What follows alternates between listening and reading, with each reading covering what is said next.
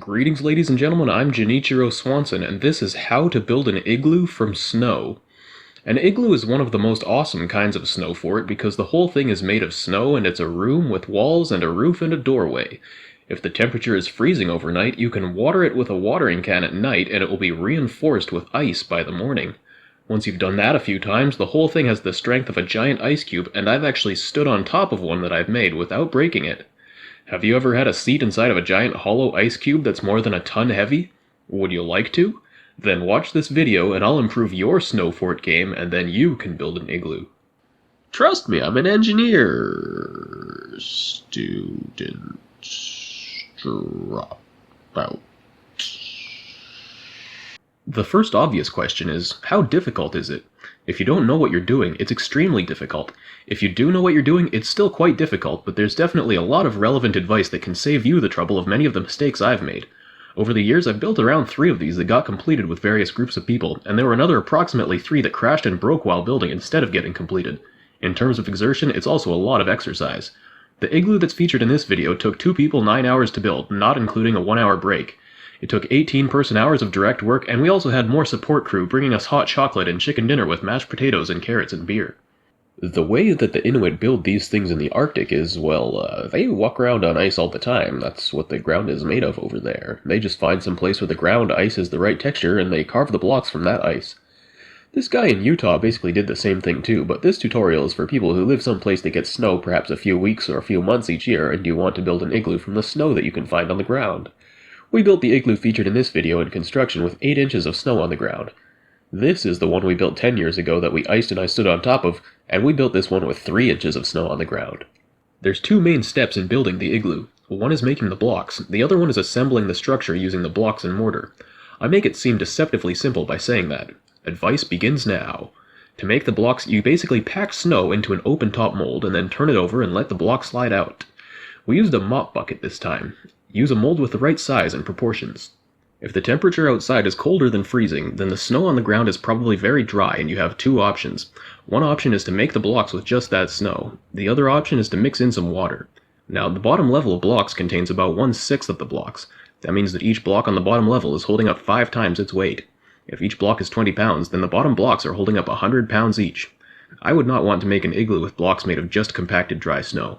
The method of adding in water gives you stronger blocks.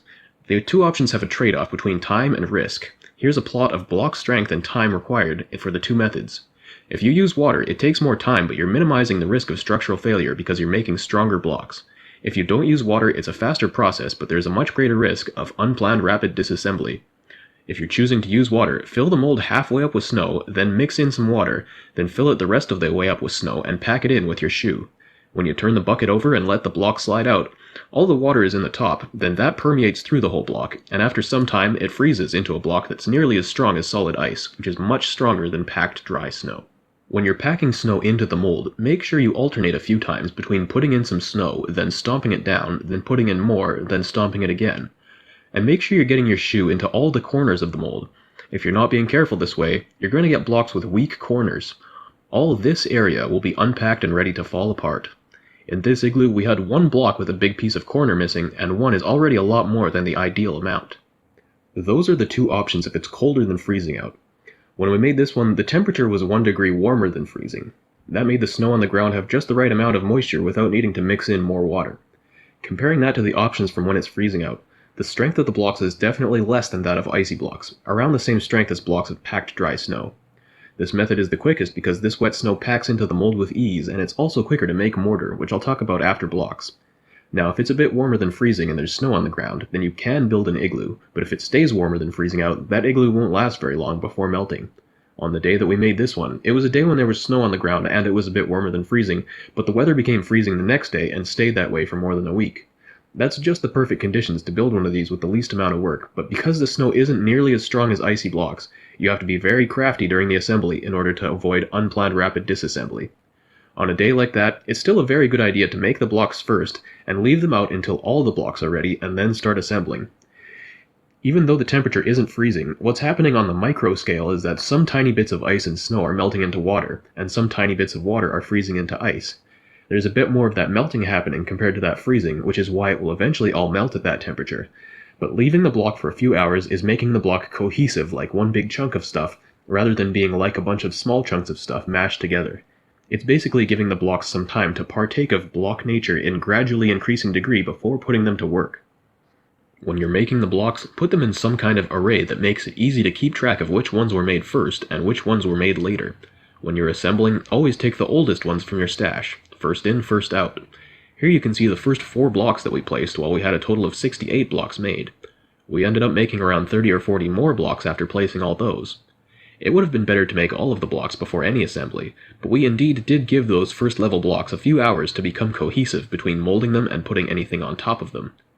The best way of gathering snow for making blocks is to roll up snowballs, roll them over to the block making area, and then smash them and put the pieces into the mold. Aside from being the quickest way to gather snow, rolling the snowball also packs the snow so it becomes extra packed when you stomp it into the mold. That's all I have to say about blocks. Now I'll give some advice on assembly. It's good to have a floor made of packed snow because if you make the floor bare grass, it turns muddy. Start making a floor by choosing an area and stepping all over it until it's flattened. This time we used 2 sticks and a string to scribe a circle, which is the highest technology we've ever used on one of these. The inner diameter this time was 6.5 feet. Place your bottom level of blocks in a circular formation with a space for the doorway using vertical blocks to start the door frame. That eventually becomes an arch of blocks connected longwise. It's a really good idea to use plenty of mortar. On this day we used nearly 10 of these snowballs for mortar. If it's one of those days that's a bit warmer than freezing, then all you have to do is roll up a snowball and smash it and then it's ready to be used as mortar. If it's freezing, then use snowball material or icy snow and chop it up and mix it with water to make mortar.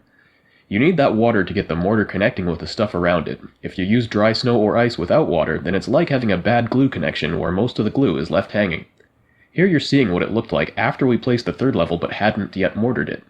You can see that the bottom 2 levels are all pasted together and seem to have a consistent and smooth shape all around, whereas the 3rd level seems blocky. After that, we did sculpting on the 3rd level before placing the 4th level. When you put the mortar in between the blocks, initially, the blocks and the mortar are like 2 separate phases, but as time passes, the block stuff and the mortar stuff all phase together and each level becomes like a single solid ring of stuff that's hundreds of pounds heavy, rather than being like a bunch of small separate chunks of stuff, much like how I described the blocks gaining strength when you leave them for a while before assembly. If you don't use any mortar, then it's like making some difficult structure with Jenga blocks, whereas if you do use mortar, then it's like making the same structure with Jenga blocks that are glued together. With every level, you should be putting mortar on every edge where any block meets any other block. On the bottom level, you should also put mortar on the bottom edges of the block where they meet the floor. Every sharp edge causes a stress concentration, and every time you fill a sharp edge, you're reducing the stress concentration, and doing that causes a reduction of stress not just where you've rounded the shape, but also some distance away from it too. You should also be filling the spaces between the blocks. Because these blocks are box-shaped and we're putting them in a circular formation, the space between the blocks that you need to fill is mostly visible from the outside. Use enough mortar to fill the whole space between each pair of adjacent blocks. On every level that's the 2nd level or higher, again get mortar into those spaces between adjacent blocks from the outside and from the inside, and get mortar into the bottom edges where the block meets the block below it. Also put a little bit of mortar down before you put the block down, and that will join the bottom faces of the new level with the top faces of the level under it. We should have done a bit more carving the blocks to make their shapes match with less space in between, but mortar is still important regardless. After finishing any level, it's very important to do some sculpting to make the structure as round as possible and as level as possible. You want the curvature to be consistent all the way around. This is a convex closed curve with non-uniform curvature. It's almost a circle, but it's a bit less curved here and a bit more curved here. If the bottom level of your igloo looks like this, it's not going to work. What happens is that the part that's too far inward keeps falling inward in super slow motion. This is how one of my igloos that wasn't completed crashed. When we started building on top of it, we were saying, yeah, it's a little bit off round, that's no big deal. An hour later we were saying, hey, that part is quite recessed compared to a circle. And half an hour later we were saying, yeah, I'm pretty sure that didn't look like that half an hour ago. And half an hour later it was too Cronenberg to even hold its own weight, and it fell. Remember when I said that every block on the bottom level has to hold up 100 pounds? Here's a look at a top view. Because the structure is round, there's nowhere for stuff to squish around in these directions along the circumference. This thing has all the circumferential fixity that you could want for Christmas due to its annularity. But there's no such fixity in the radial directions. When that weight from higher blocks is pushing down, that vertical stress creates just as much stress in the radial directions. This is half a section view. In this view, right is towards the center inside and left is towards the outside. The radial stresses are tending to make the material want to squish and stretch in these directions. Because the weight being held up is immense, the vertical stresses are immense. Because the vertical stresses are immense, the radial stresses are also immense. And because the radial stresses are immense, it doesn't take very much eccentricity for that thing to happen where the eccentricity grows until the structure can't even stand. After you've pasted together all the blocks of a level, take a bread knife and scrape off any place where there's material sticking out further than round. Also take some mortar and fill in any place where there's deficient material compared to round. If you're using blocks of a cuboidal shape, there will be these features to fix no matter how well you align the blocks. It might seem like a waste of effort, but it's not. Scrape off protrusions, fill in indentations. If your newest level has some blocks a bit higher and some blocks a bit lower, fix that too. Make the whole thing as close as you can to axis symmetric, meaning symmetric under rotation. If it's axis symmetric, that means you can sit in the center and turn your head around and it will look the same from all angles of the compass.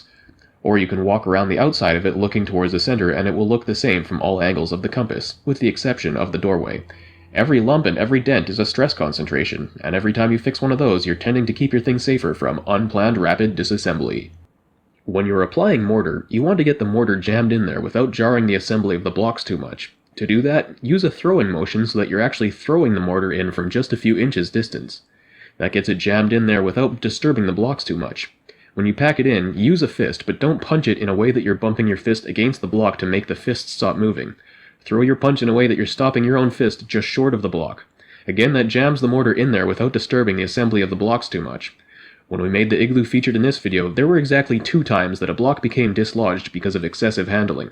It moved! When a block becomes dislodged, you run a risk of losing a lot of progress.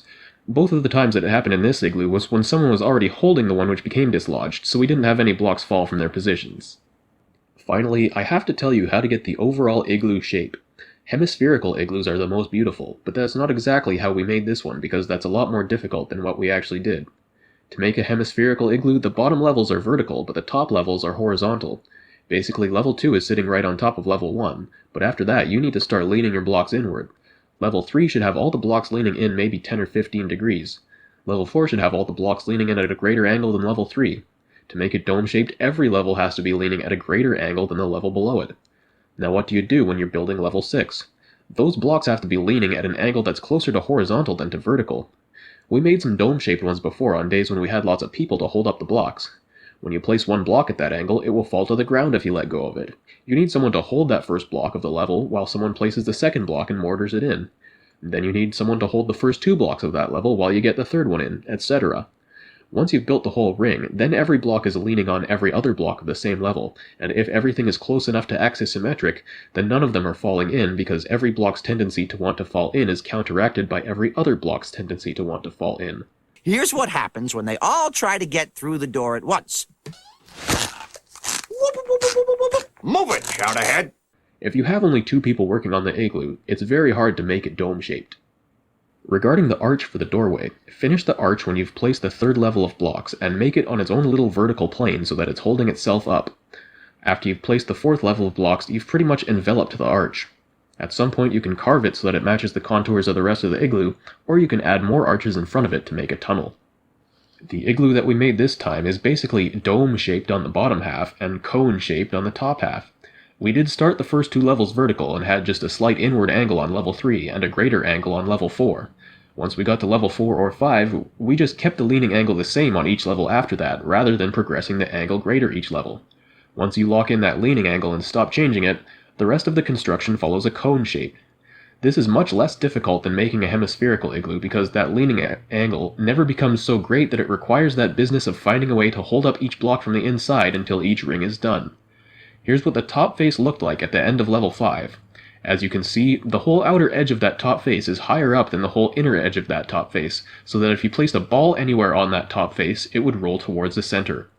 Another note on leaning: don't lean your body against the igloo when it's still soft. Imagine how stupid you would feel if you got to level 7 and then broke the whole thing by falling through a wall because you leaned on it. Now that you've imagined that, proceed to not do it. If you need to reach something high up from the outside, use a stick. If you still can't reach it, use a bigger stick. When you get to levels 5 and higher, you don't need to be nearly as perfectionist with the shapes. That's the business of levels 1 through 4. If the top 3 levels are a bit wonky, that won't bring the whole thing down the way it will do if the bottom 3 levels are wonky.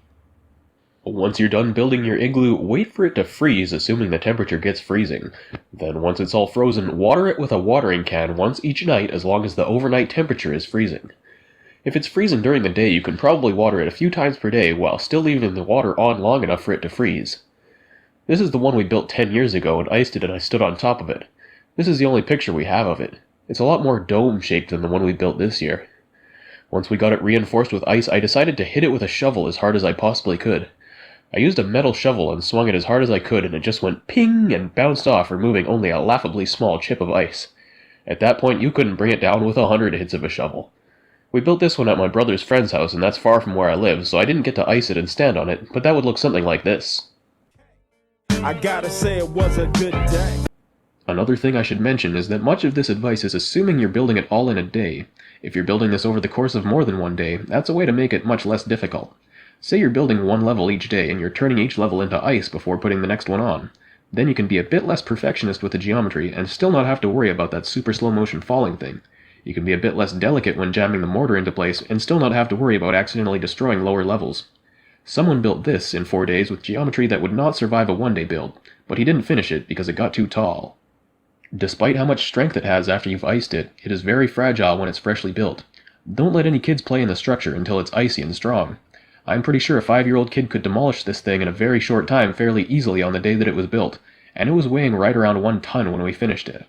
I don't know exactly how dead this would make a 5-year-old kid if it fell with him inside, but my guess is dead. Once the igloo is all icy, the way it breaks naturally is when the temperature gets back warmer than freezing, it just loses thickness each of those days until it looks like Swiss cheese. At that point, you could demolish it by throwing a basketball at it from a distance of 20 feet a few times. As far as I know, it's only dangerous between being built and being iced, but there might be other dangers that I haven't thought of. I'm not taking any legal liability for any injuries or damage or loss of lives or property resulting from any activity related to your igloo building. Well, that's all the instructions and advice I can think of. I've seen some more impressive igloos than this on the front page of Reddit, including one where they made all the blocks colored, but I thought it would be a good idea to make a tutorial because of the lack of a previous good one being on YouTube, and because of how much stuff that's not too obvious that we've learned about the process over the years. So this has been How to Build an Igloo from Snow. Like, favorite, subscribe, comment, share, follow, email, links in the description, also watch my other videos. Stay tuned for more awesome stuff. You haven't seen my final form.